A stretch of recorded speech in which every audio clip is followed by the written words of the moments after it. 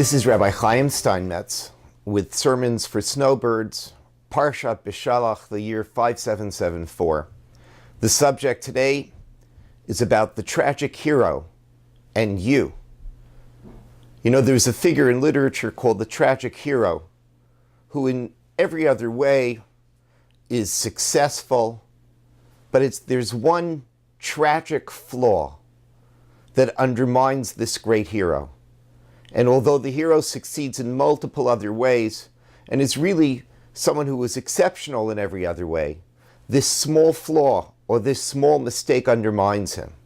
And of course, the idea of the tragic hero is already noted by Aristotle in his Poetics. And it's one of the most fascinating and powerful figures that you will find in literature. In the Tanakh, we of course have Moshe Rabbeinu, the greatest of the heroes, is also a tragic hero. He's someone who succeeds in so many other ways. He takes the Jews out of Egypt. He takes them out of slavery. He vanquishes the Egyptians. He brings the Torah on Mount Sinai. He leads them for 40 years in the desert. But one final event, one final success is taken out of his hands, and he can't manage to lead them into the land of Israel. And it's because of one event, one flaw, one mistake. He hits the rock. Now, of course, the event of hitting the rock is either previewed, according to Rav Yosef Bechor Shor, or at least foreshadowed by an event in Parshat Beshalach, where at the beginning of the 40 years in the desert, he hits the rock as well to bring water out of it. And on this, the Otzer Midrashim says that this is actually a foreshadowing of the ultimate event. And perhaps Moshe doesn't know how to adjust from the first time that he hits the rock, the beginning of the 40 years, till the final time that he will hit the rock at the end of the 40 years in the desert. But be that as it may, Moshe's entire career falls apart because of one mistake, one tragic flaw. The tragic hero is someone that we can all relate to in real life.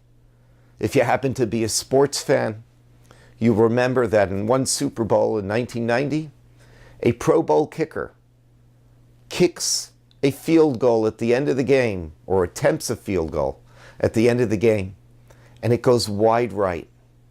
Wide right. Every Buffalo Bills fan will remember those two words. That's a tragic flaw.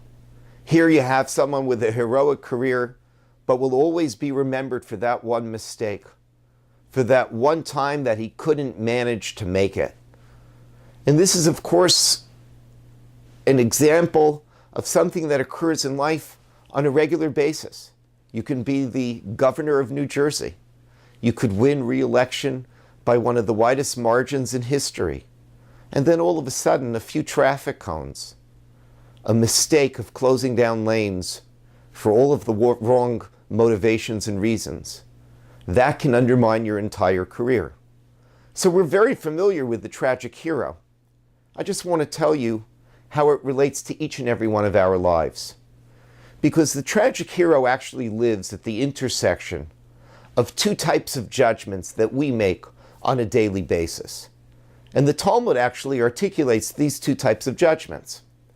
One type of judgment, which the Gemara in Yevamot, and Daf Kuf Chof Aleph Amud Bet talks about, which is a judgment of those who look to be perfect and look to constantly have success. The idea that tzaddikim midakte kimayim kechut hasa'ara, that those who are righteous, those who have succeeded, those who have now taken leadership positions, so even a flaw of a hair's breadth, even the tiniest flaw, is something that needs to be judged carefully. And that's, of course, because when you take leadership, all of a sudden, every decision, even the small ones, have wide-ranging ramifications.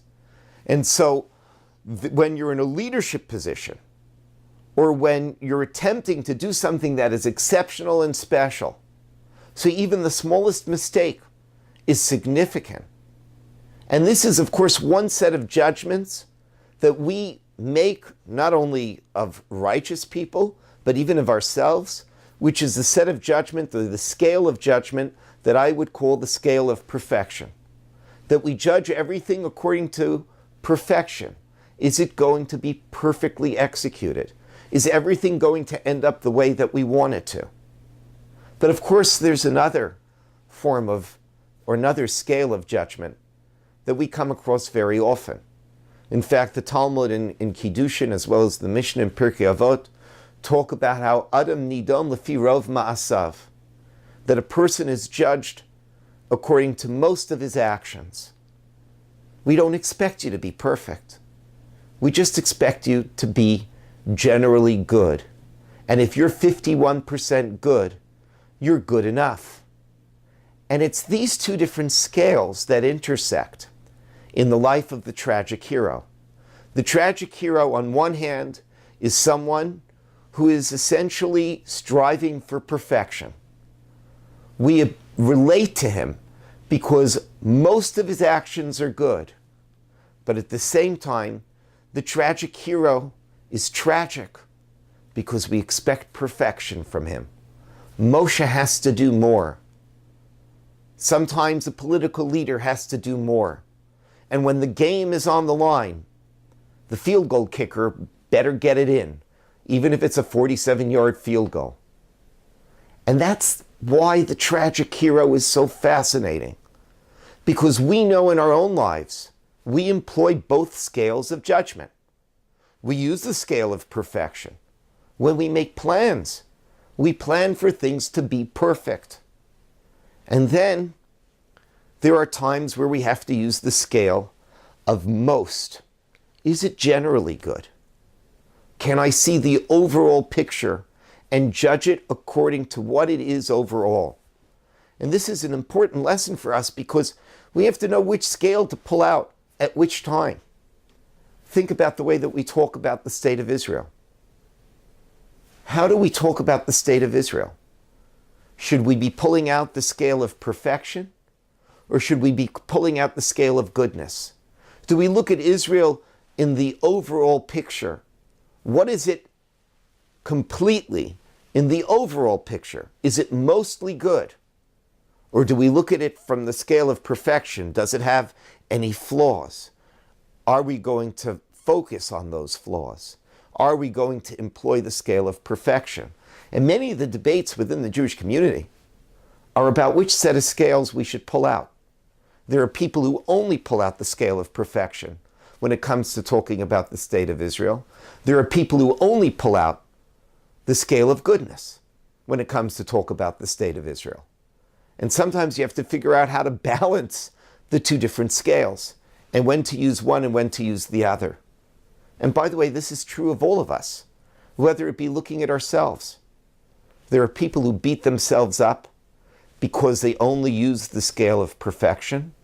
And then there are people who remain mired in mediocrity because they're comfortable with themselves because they only use the scale of goodness.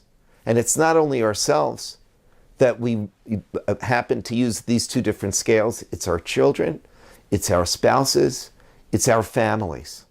And really the lesson of the tragic hero is that sometimes the two scales intersect and you're not quite sure how to look at everything. Do you look at the overall picture or do you look at the singular tragic flaw? And the same thing is true of ourselves. The same thing is true of our families. And the same thing really is true of how we view almost anything, including our beloved state of Israel. Have a wonderful day and a wonderful week, and I look forward to seeing you again next week.